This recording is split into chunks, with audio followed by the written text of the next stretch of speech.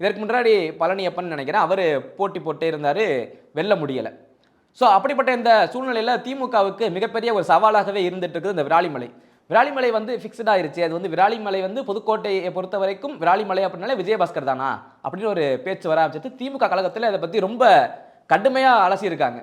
திமுக தலைமையில் ஆட்கள் தேர்ந்தெடுக்கும் போது விராலிமலை தொகுதியில் யாரை போட்டால் விஜயபாஸ்கரை வீழ்த்த முடியும்னு மிகப்பெரிய டிஸ்கஷன் நடந்திருக்கு. இதுக்கு மட்டுமே தனியாக செஷன் ஒதுக்கியிருக்காங்க விராலிமலை பொறுத்த வரைக்கும். ஏன்னா விஜயபாஸ்கர் அந்த அளவுக்கு ஒரு தாக்கத்தை ஏற்படுத்தினார். திமுகவின் கடுமையான அலசலுக்கு பிறகு திமுகவில் விஜயபாஸ்கரை எதிர்த்து யாருன்னா சரியா வரும்னு அவங்க திட்டமிட்டு கே செல்லப்பாண்டியன் அவர்களுக்கு அந்த தொகுதியை ஒதுக்கியிருக்காங்க. ஏன்னா விராலிமலை அப்படின்றது டாக்டர் விஜயபாஸ்கரின் கோட்டையாகவே கருதப்பட்டிருக்குது இன்றைய சூழ்நிலை, இன்றைய நாள் வரைக்கும். அங்க சரியான ஒரு நபர் எதிர்த்து நின்று விளையாடணும் அப்படின்னா கண்டிப்பாக செல்லப்பாண்டியால தான் முடியும் அப்படின்னு திமுக தலைமை அண்ணா அறிவாலயத்தில் உட்கார்ந்து முடிவெடுத்து அறிவிக்கப்பட்டது. ஸோ கே செல்லப்பாண்டியன் அவர்கள் இந்த முறை மிகப்பெரிய தாக்கத்தை ஏற்படுத்த காத்திருக்கிறார். ஏன்னா கள நிலவரம் அப்படி தான் சொல்லுது.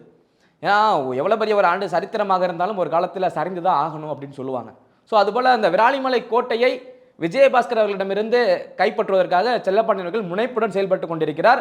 பத்தாக்குறைக்கு விராலிமலை இருக்கக்கூடிய திமுகவின் அனைத்து நிர்வாகிகளும் பம்பரமாக சுழல்றாங்க.